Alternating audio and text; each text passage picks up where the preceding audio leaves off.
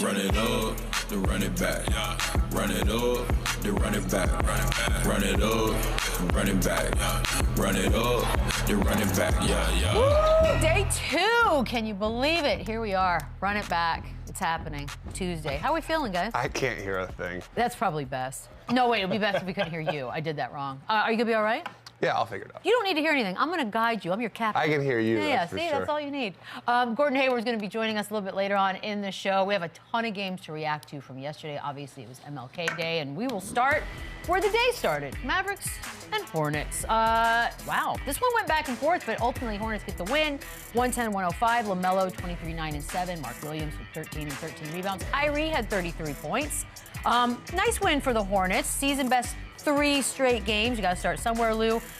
They got a young, very young core. Brandon Miller didn't play yesterday, but he is part of that core. They're 11 and 28, which is 13th in the East. Now, you're the GM, Lou. Building momentum, making a trade, putting a vet out there. What are we doing? You got to build some momentum at some point, right? We're talking about the Charlotte Hornets. We're nearing close to a decade where we've even seen this team in the playoffs. Like, how much are we going to keep hedging our bets towards the future? You know, and we got another guy in LaMelo Ball. He's going into his 5th year. At some point, he's going to want to be a part of a winning franchise. He's going to want to be a part of winning culture. So whether they build it or he finds it somewhere else, I'm thinking that the Charlotte Hornets, it's in their best interest to try to build it right there within their building. So looking forward, I don't think so. What I do like about this team is they do have young pieces that they can build around. Mark Williams, Brandon Miller, LaMelo Ball. You know, you got your center for the future, you got your small forward, you got your forward, you got your point guard. Now you start building around those pieces, you start building momentum around it. Maybe go out and get another point guard or a shooting guard, somebody that's going to be another scoring punch. Take the ball out of LaMelo Ball's hands somewhat at some times of the game where he can just be that scorer, or he can just go out there and be a playmaker. I think you start building veterans around him, but looking for the future. And by the way, with that record, you might get the top 5 pick anyway. I was gonna say you might you get know, both. You might get an opportunity to have that top 5 pick anyway. So right now, I think it's important for them to start building right now opposed to looking for the future. Yeah, and I think when you take this job, you just want to see progress, right? I don't think it's necessarily even about wins and losses. It's progress, it's building a culture, and it's setting down a foundation for the future. And when you look at this roster, they have their 2 cornerstone guys, right? LaMelo Ball and Brandon Miller. Now, can they take the next step into all-NBA type guys that translate into winning basketball games? We'll see, but they're extremely talented. They do have certain role pieces like Mark Williams, like Miles Bridges. They just added a Josh Okogie who can help them win games right now on the defensive end. But once these 2 guys establish themselves, then I think you create this winning culture. You start stacking into talent, into just wins. Right now, they're just a talented young group, right? They're going to be a bottom team. Like Lou said, they still might even get a top 5 pick while trying to win. That's just part of their process. But I think as long as their new coach, they have the foundation, they create this culture, I think as long as they have positive signs moving forward, then yeah, I think they're going to continue to add and build and hopefully. But you would agree that the time is like now. Yeah, I don't think it's like, oh, it's trade LaMelo Ball and like start over. I think he is the start over. I think he is the guy to start over with. He's the piece. Yeah. Absolutely. But then do you visualize he being a part of, I don't know if that means you bring a superstar in a couple years down the road or what, but. In this day and age, you have to. Yeah. Like, you got to pair him with somebody unless Brandon Miller wakes up and he becomes that guy, and now you have him already in your program. You already have him in the building. But for you to be successful, it's a 1-2 punch in this league. That's just how it's built out right now. One guy's not going to be enough. It's just not going to happen. So you have to bring somebody in that's going to help LaMelo Ball not only be a better pro, but just to help him along the way of being a man and being a pro and all of these other things, and just further him along on the road. And I think that'll do wonders for him. You know, they've done a good job of bringing some vets in, but you know, you have a guy that goes down in Grant Williams and all of these things. You trade away other guys. They have to start building some type of stability around him to build a winning culture where it's gonna be interesting enough for him to want to stay. Like, this guy's in his 5th year. Year 6, year 7, this conversation may be different. He's going to want to win at some point. He's going to want to be mentioned with the rest of the other point guards. I think they can do it in Charlotte, but again, I think that window is a little shorter than we think it is. Yeah, and I think just a lot of teams, when they're, what's the next best thing? How do we go out and better this roster? I think the only luxury right they have right now is they could already be on the roster. Brandon Miller could turn into that guy. LaMelo Ball could turn into that guy. Again, right now they're so young. they're just a bunch of talented kids that are not winning basketball games, but you can kind of see bits and pieces, like flashes for the future to be bright. I don't know if they have to look outside right now. I don't know if they have to start trading LaMelo. I saw LaMelo Ball getting traded to Lakers. I think that's one person you don't trade. Yeah, that's premature. He is the. I mean, he's going to want out at some point. He is the rebuild. Like he is the yeah. rebuild. You don't just get off him that fast. So again, I think there's always ways to add certain pieces to this team, but you have your 2 cornerstone guys already. But we do need to talk a little bit about the Mavericks. Obviously, there's no Luka. Perhaps around the All-Star break, that's the word on the street. But they've lost 9 of their last 13. The trajectory as is ain't great, Chandler. When do we start panicking? Well, as is, it's brutal. It's like taking Jokic off the Nuggets. The team is drastically worse. They're not that good of a team without Luka Doncic on the lineup. And with this team fully healthy, again, we saw flashes of greatness last year. They have a chance. And anytime you have a Kyrie Irving and a Luka Doncic healthy, you're going to score points. This team still, defensively, they struggle. They added depth. They added size. Still last year, the Gafford trade, the P.J. Washington, those are great pieces to fit in with these 2 guys. It just seems like they're another Minnesota Timberwolves team, in my opinion, where they should have took the jump. They should have been a lot better now, but health has been a concern for every team so far this year. But it's tough. With no Luka, it's hard to judge this team this far. But yeah, right now you see the trajectory is not good because the Western Conference is deep. Everyone seems to have gotten a little bit better, and this team is kind of stagnant, especially with no Luka in the lineup. It's weird because the Klay Thompson thing, that was obviously it was a move, right? It's supposed to bring in scoring. So far, it doesn't really look like it's panning out the way they probably envisioned. Lou, do we think that the Mavs will try to make a move? Bring some more scoring in? Yeah, I think they do. And obviously that's the issue right now in Dallas. They don't have enough scoring, especially with Luka being out. You got to have somebody that's going to carry you. If not, you're going to have to do it by committee. And they haven't been able to do that collectively as a unit. So, you know, if I'm Dallas, I'm looking at the trade deadline, seeing who we can add to this thing to keep us afloat, keep us going until Luka gets back. And once he's back in the lineup, can give us that 1-3 punch with him and Kyrie. You know, this is a team that's 1 year removed from the NBA Finals. Just like the Boston Celtics, this is a team with high aspirations to get back to that position. So they're going to have to go out there and flirt with the line and see what they can do then. And to be fair, Klay Thompson is averaging 14 on 38%.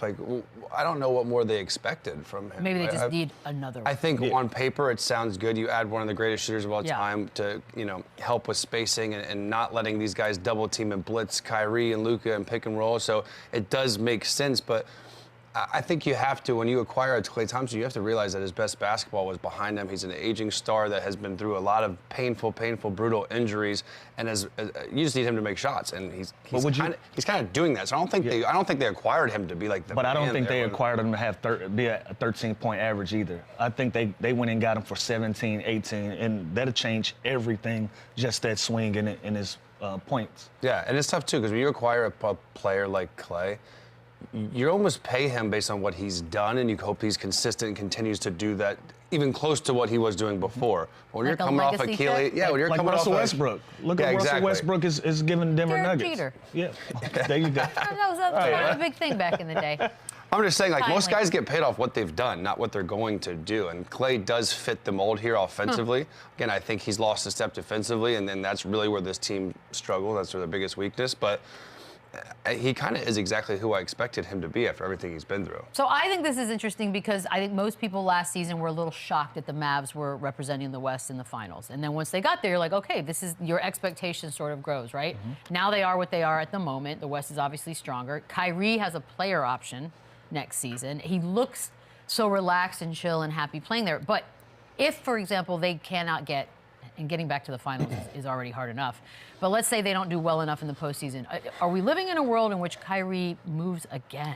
I think it's always possible when you don't see things go as planned that guys can move on. That's why those player options, and you can see the no trade clause of Bradley Beal. No trade clauses and player options are extremely valuable, and I think that will be kind of the landscape of free agency going forward.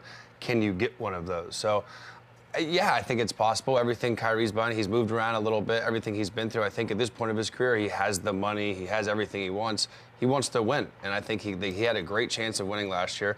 And I agree with you. I don't think people expected them to go to the finals last year. And I don't think it's fair to say the expectations for them this year are to win a championship because they went to the finals last year. But they did bring back the same team. They didn't lose anything. So I did think they would be this team that kind of had the core, got off to a hot start. Like, I thought they would be better this year just because they weren't one of these teams that made a big change. That's what I was going to add to what you said. This team didn't take a step back. They're bit by the injury bug, you know. And they're the same squad. Yeah, same squad. And the one thing that Kyrie Irving wanted was stability. He wanted somewhere he can call home. He wanted somewhere he can continue his career on and be Kyrie Irving. I think he's found that in Dallas. So before that he moves, I think the Dallas Mavericks, they look to a position where, look, we're going to add pieces around Luka. We're going to add pieces around Kyrie. We're not going to let these guys walk out of our building. So I see them building for the future opposed to allowing that guy to walk. And you see these numbers are so high. Like, Jimmy has an option for 50. He's got an option for a 44. It's like they have nothing to lose because they know shit hits the fan. Worst case scenario, I'm coming back for 44. How great is that? Yeah, what is wrong with you, dude? Keep forgetting. Get it together. Pistons, Rockets, guys. Talking some Pistons again. This one's fun. 107-96 win for Detroit. CADE finishing with 32, 9 rebounds, 7 assists. Duran with 16, 14. Green had 19. The CADE Cunningham show, ladies and gentlemen. I hope you're paying attention. It's happening. Second half was a lot of him. We talked so much about the LaMelos and Tyrese Maxey, but he, Chandler, is introducing himself to a whole new audience. Should we start talking about him like one of the best guards going? I think we should. And it's what have you done for me lately? And a lot of these other guards, whether it's injury or struggling this year, it's not for CADE Cunningham. He's become an actual star right before our eyes. He can do it all. First of all, he's 6'8", 6'9". He's so big. He can post up smaller guards. He can still beat bigs off the dribble. He's worked on his shot extremely a lot this offseason because he's way more efficient. So there's nothing on the basketball court he can't do. And you know what's interesting about him? From everything JB says and everything I heard about him, he's the most humble, hardworking, easygoing star. That doesn't happen often. Usually there's some stuff that comes with being a franchise player and being a star. Not with CADE Cunningham. And he's so young, and he's transitioning this to wins. He's winning basketball games for the Detroit Pistons, who no one expected that to happen. And yes, they added some vets. They've added a new coach. They've added a different system, but they're winning games because of this guy. And a lot of these other talented guards aren't doing that. So you have to credit him because he's doing both. He's putting up stats, and he's getting wins. And I want to circle the block with what you just said. This is the LaMelo Ball thing, right? Like, we know that it's there. We know that you're an all-star player. Now, how does this transition into winning? How do you push a franchise forward? CADE Cunningham has been able to do that. Like, we don't know if the Detroit Pistons will get in the playoffs or not, but they're right there at the doorstep. They're competing at a high level. So you give them the grace. You give them the benefit of the doubt. Like, look, we can see this thing moving forward. We can see those pieces being built. That's what separates him from the rest of these young guards. Yeah, and their team, Pistons, aren't that much better on paper than the Hornets. You know what I mean? Yeah, but the record is But they're winning night games. and day. And that, I think, speaks volumes of CADE Cunningham. Anybody can put up good stats on a bad team. I wonder, too, He's doing both. Having a year like they had last year, that's humbling as well, just to be historically on a bad team. Yeah, the ceiling was low. It's like such a nice turnaround. There are some moments that we got to show you. This one right here. Obviously, he's being double-teamed, all the goodness that comes with being great. But here's a nice one. And by the way, he finished What are you saying to him? He said, on all you MFs. Family show. Exactly, a family show, and so I cleaned it up. That is, he's like a great leader for this team. I love this story. It's unbelievable. He comes, he does his work, he's all about business, and besides saying that he could start for the Dallas Cowboys at quarterback. That was brilliant. I agree with everything this dude does. By the way, he defends. You see a guy pick up guys full court. We're going to pretend like he never said it. No, it's one of my favorite things to happen all year. He said it. He said it. Loud and clear. Year, but no, it's good. But most people are learning of CADE Cunningham this week because of that quote. And now perhaps they're like, oh, wait, hold on. It's just crazy because he was the number one pick. He was Rookie of the Year. All press is good press. New fans on the way, CADE. It's cool. It's a little outlandish, but new fans are on the way. It's a little bit crazy. But if this season was last season, I think we'd be talking about putting him on the USA team. And, like, he'd have a shot. He wasn't even in conversations last year about it. And, like, he had a little injuries last year, but, like, this dude, from last year to now, even the progress he's shown as the number one pick, as the Rookie of the Year, I think he's an all-star lock this year. I think we would literally start putting him in that all-NBA talk if the Pistons keep winning games. And with the Lions blowing it, they have to carry the entire... Right, now they're the main attraction. Too soon. Rockets obviously get the loss, but Jalen Green, there's been a lot of talk, and rightfully so, about his ascension so far. Here's a good tweet to show you some of the information. There it is. He's joined, not a bad list. Kobe, Durant, Trae Young is the only 22 or younger players to average 30 with 50, 40, 90 splits in an 8-game span. He's also the Western Conference Player of the Week last week. I mean, as far as elite scorers go, Lou, where are you putting him right now? Right now, he's working. Right now, he's working. I think one of the main things that we've seen the difference between this year and last year is shot selection. You know, he was getting criticized for some of his shots. He was taking long three-pointers early in the shot clock, not playing to the best of his abilities, not really giving himself an opportunity to fill the game out.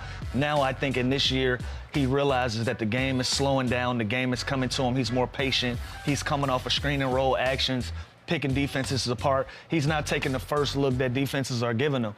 And that's translated into these gaudy percentages. Like, even getting to the free throw line, he can bait guys into it. He's learning how to use his body, learning how to use his size. He's not just going out there settling for long jump shots. He's putting pressure on the rim, and that's just maturity. That's watching the game. That's a lot of film study. You can tell that he's a student of the game. You can tell that he's watching himself, and he's learning. And he's been able to put some of the best games together that he's had in years. You know, KD was able to do that 3 different times in his career with those percentages. So for him to be in that conversation, you can tell that his game is growing and he's getting better and better every year. Yeah, and think about this. Remember the story last year was he was really good when Sengun was out. Sengun was really good when he was out. We thought they were going to have to pick. Yeah, you have to pick. Well, they picked, and they picked both of them, and it's paying off because they're winning. They're a top 5 team with 2 22-year-olds as their core moving forward. Talk about winning games and being young with the Pistons. Like, and this is next level. They have a stud coach.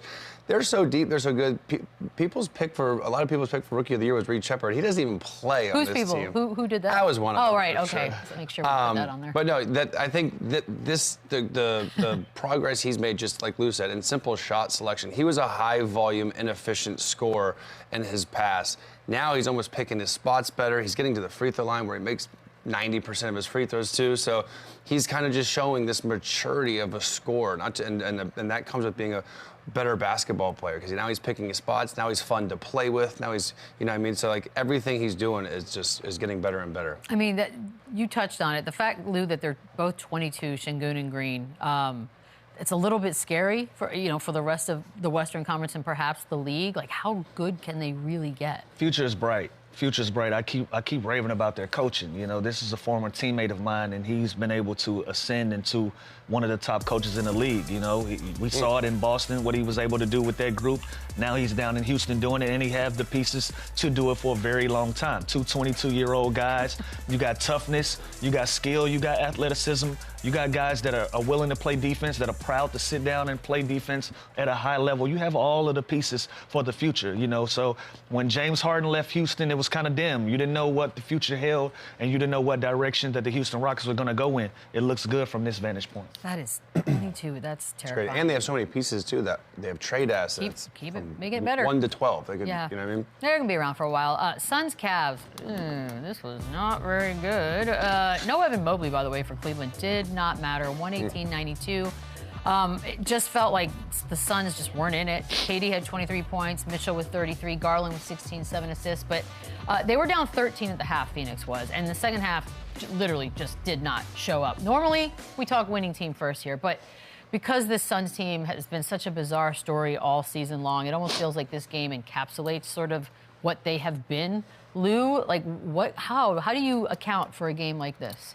Just not a very good basketball team. You know, I've been holding out hope for the Phoenix Suns for, a season and a half now, thinking that they're going to turn it on and they're going to turn into this team that we always thought. But, you know, they're showing it. They're a 500 basketball team. They don't play defense well. They got all the scoring in the world, but they haven't been able to figure it out and put it all on the same page where you can see how special this group can be with KD, Booker, and Bradley Beal and all of the other guys. It's just a bad mix of guys I expect them to be active come the end of this month in February to see if they can right this ship. But, you know, like I said, they're a 500 group, and in that Western Conference, being a 500 team is just not going to get it done with how some of these teams are built. You know, this team was one of those that we had high hopes for, and they're just falling short. They're not even competing at the highest level in these wins. You know, this is a 30-point loss to, you know, the top team in the East. This was a great opportunity to show a measuring stick to see where they are in the mix. Even though they're 10th in the West, they could still get themselves in that conversation. You know, like you look at Dallas, you look at Sacramento. Those are teams that are 2 and 3 games over 500. You're right there in 500, but it just feels like it's a huge gap between 7 and 10 right now with the way that they play. It's just inconsistent at this point. It's crazy because this is the most confusing team arguably in NBA history that I've seen. It's because they're so good, they're so talented. Even defensively, they have the capability of getting stops. They're a bottom 5 defensive team. So I understand that they've been hit with the injury bug. KD's missed 10+ games. Beal's missed 12 games. Devin Booker's missed 5 games. So they are dealing with a lot of rotation changes, injuries. Nurkic has now been out of the lineup, and there are possibly rumors about him moving. But yeah, it's very confusing to me because they add the Tyus Jones, they add the point guard, which seemed to be the big mistake last year. They went into the season playing Devin Booker at point guard, which never made sense. Now they had a real point guard who probably has been their most consistent player, by the way, and the most solid player, playing 41 of the 42 games all year long. And they're still missing something. So I think Brad Beal is that's the only thing. Maybe they're so miserable and he figures out right now they're not getting any better and they're not going to win games. Maybe he can lift that no trade clause and they make a move because definitely lifting that. Like, why would he want to be there at this point? Like, why would he want to be there right now? It's clearly not working. It's not panning out. They swung for the fences and it was a swing and a miss. Yeah. To make the playoffs is plus 112 for a team. Well, that's what I'm thinking guys. right now. If like, you're them right now, are you thinking, okay, well, I'm 2.5 games out of the 7th spot. Can we somehow salvage this season and be healthy? We can make some real noise. Like, is that like and off the top of my head, can you imagine the season that the Memphis Grizzlies are having, and you can have an opportunity to add a Bradley Beal to that?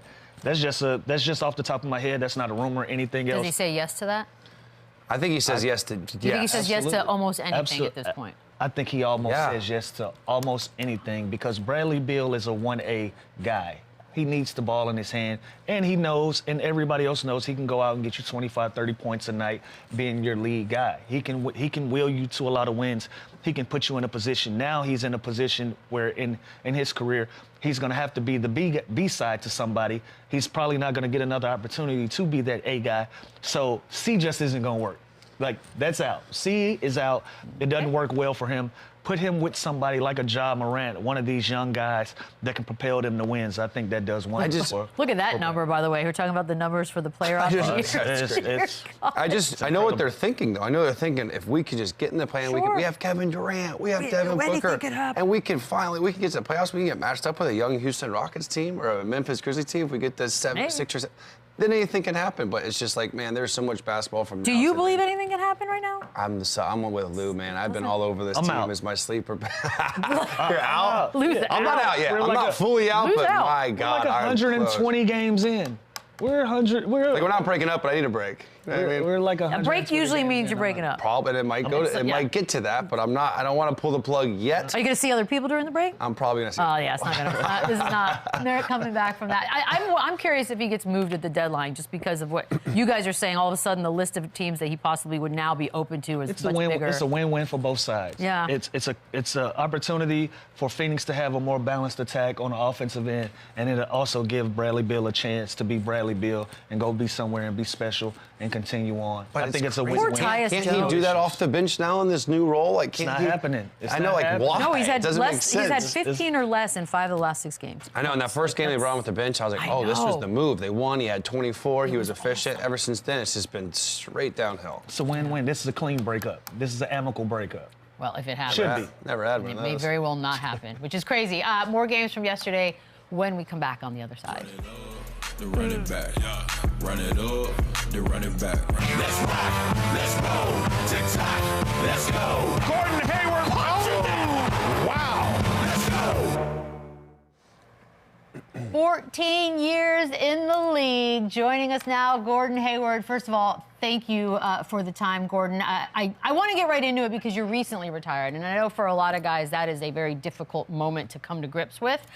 So how has it been? Have you sort of discovered things about yourself that you didn't have time to during the 14 years? Well, thanks for having me on, guys. Yeah, you know what? It's been good so far. I can't believe it's already middle of January, like the season's halfway over. You know, I'm busier now than I was when I was playing. And I think a lot of people say that when they retire, because now I got no excuse to not do things that people ask me to do. So I'm pretty busy. Gee, that's why you got to get into TV, man. I tell my wife all the time, I got to watch this game. I'm working, babe. You put the kids down. That's true. That's true. You mentioned that some teams, though, are still interested when you hung it up. I know you're still working out and training. Is there a chance that you sign on with a team this year, or it's a wrap? No, there's no chance. There's no chance. I'm pretty satisfied right now just being where I'm at. I picked up golf. There it is. I suck at golf, but you know, I'm trying to do something different. I'm actually transitioning to be a coach and 4th grade girls basketball. Oh, so there we go. that's been a whole nother journey. But I'm good, man. I don't think I'm coming back. Well, you mentioned golf. That's pretty much all I do now. Geez. Chandler's trying to get me out there and play some golf. Yeah, so my swing sucks, so. When you're in LA. Yeah, Lou, you got to just get out there and try it, man, because it's like a challenge, and once you get it, you're like, man, I have to be better than these other people. Oh, so. for sure. For sure. And now, gee, I know when I retired, there's certain things I missed just the most about the game, about the camaraderie, about the hang. What do you personally just miss the most ever since you stepped away? Yeah, it's definitely what you're talking about. Some of the relationships you build. I mean, you're with your teammates more than you are your family, and you're on the road and you're going out to eat and you're just doing different activities. And it's I mean, that's the stuff that you miss. Being in the locker room after games on a big win, or you know, when you're frustrated and having an out with teammates too. Like you just miss that stuff because you don't ever really get that back. And so for me, that's the stuff that for sure I miss the most, and also miss the games. You know, you miss the competing.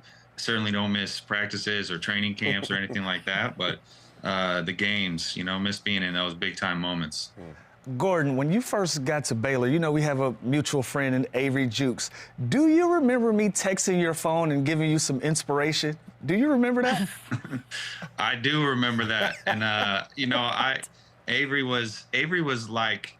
So I think he was a junior when I was a freshman, but we were in all the classes together. So we would have arguments about schoolwork and all that. Avery was a great teammate of mine. And yes, I do remember that. He, you know, anytime you got somebody from the NBA texting your phone, like it's a big deal. I felt like I was pretty cool. What's the inspiration? So a guy I went to high school with by the name of Avery Jukes, they went to college together at Butler, and Avery's like, hey, I have this teammate. His name's Gordon Hayward, man. He's really good. Can you, like, text him and, like, give him some inspiration and, like, look out for him? So I did, and he turned out to be Gordon Hayward. Was it genuine or was it, like, snarky? Like, it was like a real... I have a great relationship with Avery, and if he has a heart of gold, he's a great guy. And so him caring about him, I was like, sure, for sure I'll reach out, man. Awesome. So I wanted to know that you remember that. But Absolutely. Yeah. Absolutely. Man, you know what? Things like that, too, when I was in the league, too, I remembered, like, you texting me. I think I got a text from Andy Roddick when I got drafted. Wow. And it was like when you're in the moment, you guys know, like, sometimes you forget, like, the kids that are in high school or junior high, like, even just a text or a quick video or whatever, that it means so much. And so that meant a lot to me, too, as a young kid. That's what's up, man. And we just talked about retirement. But you love your video games, and you used to stream. Now that you have more time, do you link up with other guys? Do you guys get on the stream and play the video games, or who's some guys that like the games? You know what? I have not been playing as much now because I got all this other stuff that I'm doing. I was about to say you got 4 kids running around the house, man. I got 4 kids, so I get yelled at for that too much. But what's interesting is when I first came in the league, you know, there was only the young guys played video games. A lot of the older ones didn't play. And now it's like I think everybody plays video games, no matter what, like on all the teams. It's like a generational thing. And they're traveling with them now. It's way different. But I'll tell you, when I was top man, you would see they bring the consoles, they wear the backpack, and like, which by the way, as a coach, you're probably like, yes, because that guy's not going out. He's not going out. He's not drinking. He's playing video games tonight. I like that. For sure. A much nerdier vibe. I like that. Okay, so Gordon, I'm normally anti-gender reveal as a general rule. I know we're going back one child before to do this, but it's because such a classic moment, your response in this gender reveal. So let's go ahead and play it for those who have not seen baby number 3. This is a classic. Daddy, can you help me? Help me. Okay. Ready? Whoa! It's a girl! There's a kick. There's a kick coming up, I think. You want a girl? You were right. You were right.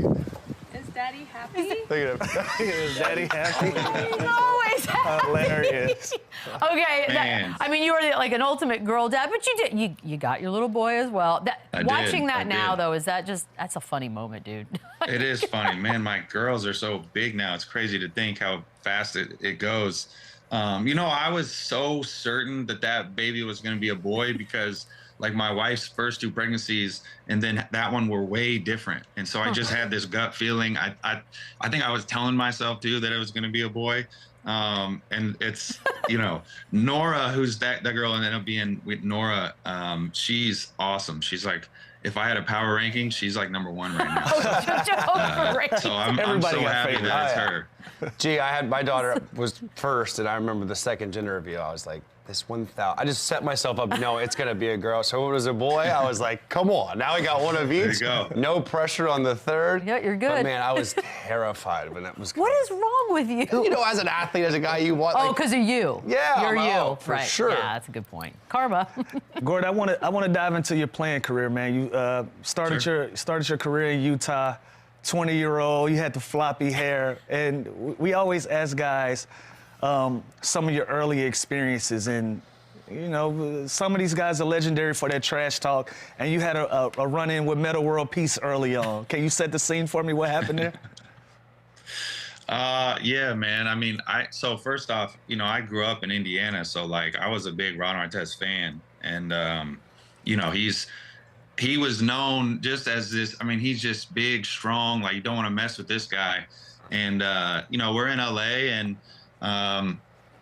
I was out there playing, and you know, Ron.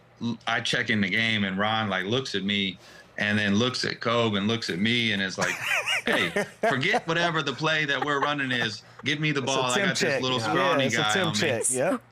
Exactly. Right when you go in. And he went right through my chest. I think I fouled him. I had 0 chance to guard him.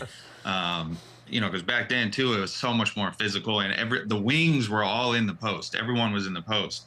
And yeah, so I think after the game, he said something about Justin Bieber or something, because I did have the floppy cut. And so yeah, but had to bulk up after then. You don't really need to bulk up now. Everyone's trying to be fast and quick, but it's different back then. Man, I played with Meta with the Lakers, and you talk about intense, super intense. And you played against a lot of different trash-talking guys, the KGs of the world. Chris Paul doesn't get the credit that he deserves for his trash talk. Any other memorable stories that stick out to you?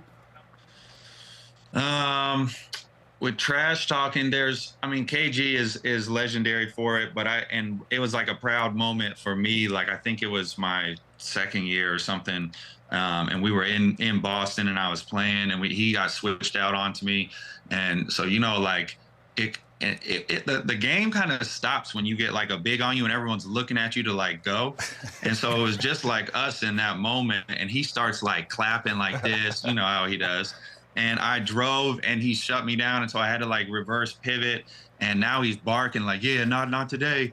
And I went back at him again, and I think I hit a jump shot, and I started barking back at him, saying some things I can't say on here. But like that was like a moment I'll never forget, for sure. I feel like everyone's trash talking moment was with Kevin Garnett. KG is 85% of everybody's trash talking. He's like the holy grail of trash I'm telling you, mine talkers. was at the free throw line when I was shooting free throw, and I thought he was just talking to himself. He wasn't even talking to me. But he's just like, and I'm like, dude, this dude is nuts. That's terrifying. Yeah. God, I love For that sure. he's a part of everyone's memories. That's such a cool thing. All right, we got to go back to the Boston days. 2017, you signed a big deal. Kyrie's still there. It's kind of crazy to think back to sort of what they were about to become as well. But they just selected JAYSON Tatum. Jalen Brown's young, up and coming. What was the pitch? What did they tell you to get you to go to Boston? Well, actually, Kyrie wasn't there yet. Oh, he wasn't there yet. So, No, so Kyrie, so IT was in all of my trade talk, all of my like meetings for free agency. IT was in all of them. We went out to eat with IT and his wife. Al was there. So, originally before they made that trade, it would have been me and Al and IT. And then they drafted JT. They had JB. They were both young, but then they still had Avery Bradley, Jay Crowder. They had like a bunch of other great veteran like role players. So that's kind of like what I went into it thinking. Brad was the main reason, and I've been on record saying that a bunch, like just really comfortable with Brad. But other than that, I felt like that would have been a great unit that I would be stepping into. And then I think it was like a week or two later after I signed, they traded IT for Kyrie. Still, great point guard and all that. But when that was like when I was there for meetings, it was with IT. Oh, so got it. Gee, I have two questions about that. When you are playing with these young Jason Tatum and Jaylen Brown, did you know they would be this good now watching them today? Like, did you see it in practice or obviously early on in their career? Yeah, so I could see initially when we were doing like our open gyms in September, like JT had it all back then, could score all three levels. It's like that natural scorer's feel. Like Lou, you always probably had that, where it's just like you go get a bucket no matter how someone's guarding you. If he got posted in the open gym, if it was on the 3-point line, they switched, whatever. I think JB was not as polished as Young offensively, but was so physical and had such a physical presence. You could tell he was going to be good too. Now I think Kyrie's injury, just like pushed them on their path way faster. I think they were always going to get there, but the injury that I had, put them right there into the moments where instead of me or Kyrie having the ball, now they have the ball and they're getting that experience. And that's something you can't teach. And you just kind of have to go through. And so to go through that early, I think was great for their development. So I think, they would have always got there, but it just made it faster. Much faster. How about the fact that Tatum, like a month ago, whatever, said he had thoughts back then that he would want to be traded because he didn't think he was going to get any run coming after you. Did you take that as a massive compliment? Yeah, somebody sent that to me. That is cool to hear. I mean, I think, like I said, like I was an all-star, felt like I was at the prime of my career. Like we played the same position. Like I just said, it would have been, Coach Stevens probably would have been drawing plays for me instead of drawing plays for JT or for JB or whoever else, me or Kyrie. And, because I got hurt, it just, now he's getting the ball, you're just getting more opportunities. And that sometimes is all it takes. So then, G, you're traded to Charlotte from Boston in 2020. So you go from this up-and-coming stud team. Describe that kind of transition to this rebuilding franchise and what that was like. Yeah. Well, it was like, so, the Boston thing didn't really work out the way that I think everyone wanted. And for me, I felt like I wanted to, coming off the injury, I wanted to basically prove to myself that I could be the player that I was in Utah. And that was never going to happen in Boston just because we had so many dudes. We had so many guys. There's only one basketball. So much of the game for, I think, majority of players is about opportunity and having the ball. And I felt like choosing to go to Charlotte was an opportunity that I would have the ball. I would have much more of a responsibility. And it was a chance for me to help take a young team to the playoffs and try to get, a team that was right there on the edge to the playoffs. And, unfortunately, once you have one major injury, a lot of other ones keep coming. And so I kept ending seasons with injuries, but felt like I had some of my best years in Charlotte. I had career highs in Charlotte that I never had anywhere else. And so I felt like I did prove to myself that I was back to the player that I was. And that gave me some peace. Yeah, you spoke about your injuries, and last year you went on record saying you really weren't on board with the OKC trade. Why you think it didn't work out there for you? Yeah, I mean, I think that was something where, Charlotte's where I live now. It's where I wanted to be. It's where I wanted to stay. But it was an obvious move for them as a franchise. And, I completely understood that. And I told, both the front office and the people in OKC and coach, like, hey, I'm not trying to be traded somewhere where I'm just like like ring chasing or sitting on the bench and not really playing. Like I still feel like I can play and I want to play. Right. And so for me, when I got there, and I, got to keep in mind, I hadn't played in 2 months. I had a calf strain, so I'm trying to come back from the calf strain. They're already really good. I think they were #1 in the West. And so, it was just a thing where I really didn't get acclimated into it. And by the end of the season, I really wasn't getting very many opportunities. So I just felt like it didn't work out for me there because of that. Like I said, they were already rolling. I really believe I could have helped them out a lot.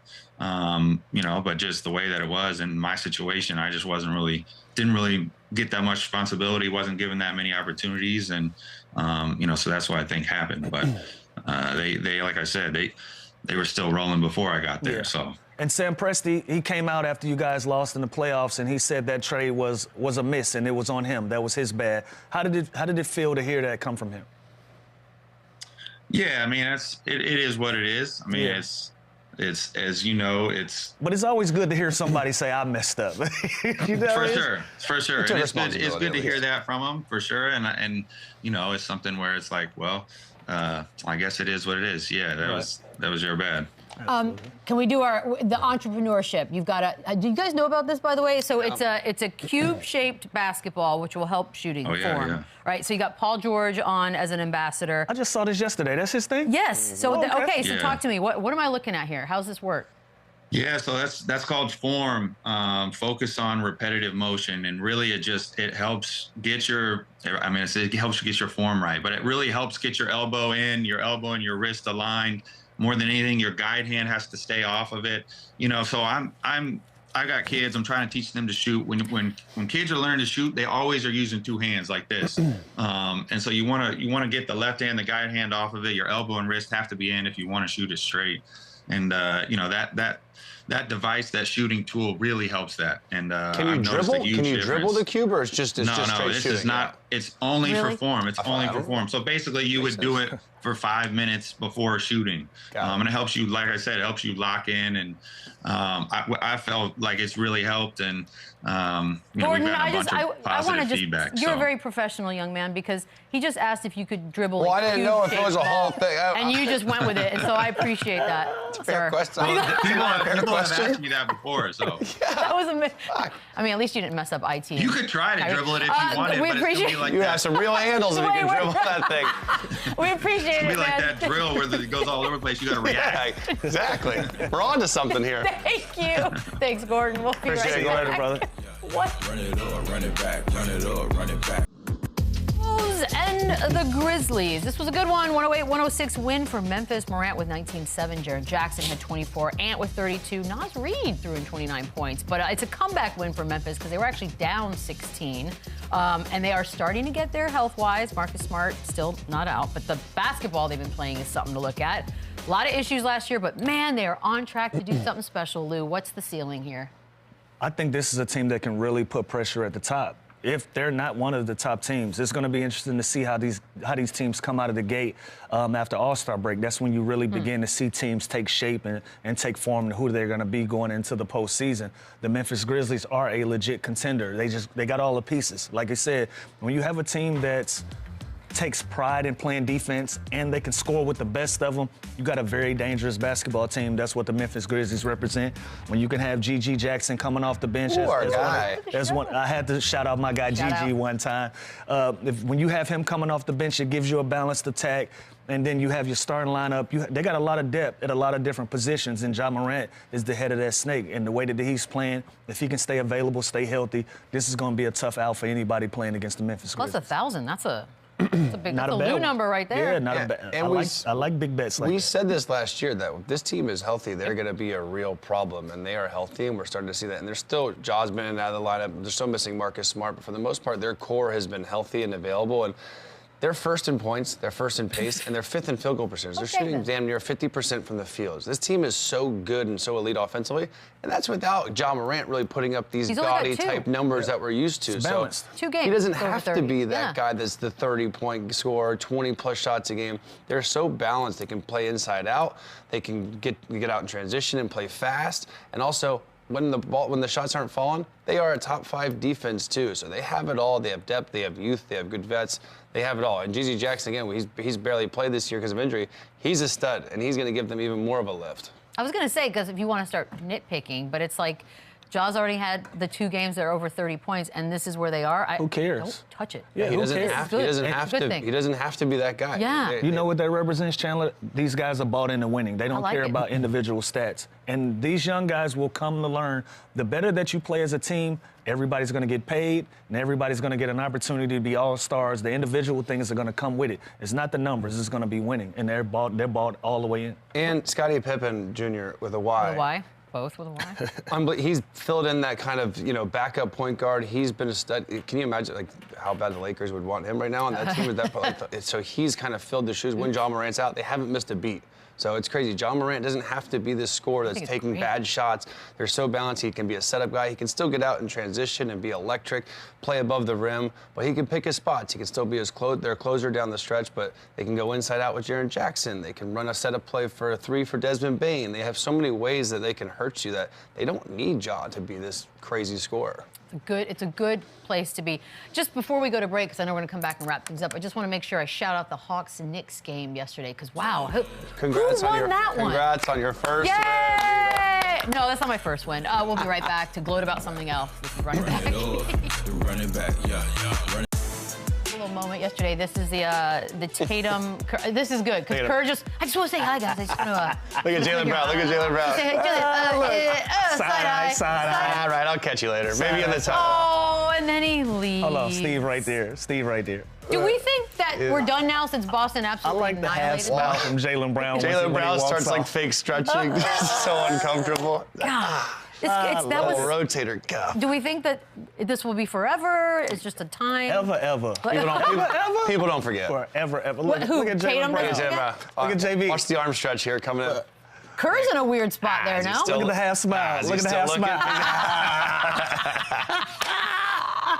This is a great I piece love of it. video. Get out of there, Steve. You played yourself, man. Yeah. If you don't tap that gentleman on the shoulder and keep moving. But it would have been worse if he tapped him and then he didn't even acknowledge him, right? No, that would have been perfect. I don't know which what is worse. This is worse. This is worse? Look. This is sad. Because he just lingers? Have you ever stood waiting to talk to somebody about 15, 20 seconds too long? I don't. It's the most awkward thing you could ever think. But I've watched people do it, and it's quite funny. Listen. And you've got to know, too, the cameras are rolling to see if you say hi. You got to, guys. But I kind of feel like Kerr's in an interesting spot there. He clearly has peripheral vision, but he's also in the moment. He could have just went on to the back and kept going. I would have tried to say hi before the game, Before the warm-ups or something. Everybody was in on it. Steph Curry was in on it. Everybody knew that he was I almost standing think right Tatum there. and Steph Curry were talking about if he's going to say hi It or does not. look like that. It looks like they're laughing. Should I do it? He's Shit. right Is he there, still standing there? He's still there? He's still there. And then Jalen Brown wins the video for me because his facial expressions are great. By the way, we have a game tonight if you want to take a quick pick. Sixers, Denver. Anybody? Denver minus 13. I think it's going to be bigger than that. I think they win by 20+. Run them out of the building. By the way, so Embiid's just never played, just doesn't play. Getting in Denver. reevaluated in like a week. No, but it's specifically in Denver. Like that's just, Oh, yeah. It's just, that's a I don't conspiracy know, that I'd like to know more he's about. not ducking. He's been ducking. He's not. Maybe not now, but he has. It's a tough place to play. It's my least I favorite place don't to care play. if it's a tough place to play. You have to Altitude's play. real. They say it's a mile high. Is that real? Is that true? It's on their jersey. So wait, we're all picking Denver? I like Denver, and I like them minus 22. 13 points. Wow. Oh my goodness. I just got word in my ear. Rajon Rondo on the show tomorrow. Former teammate. That is, Love I'm excited Rondo. about that. Why are you laughing? I'm genuinely excited. It was the setup. I like the setup. It's gonna be At least good. yours works. Yeah, Chandler can't hear it. That's why we like it. Don't know why I'm clapping, but we'll see y'all tomorrow. Run it up, run it back, run it up, run it back, run it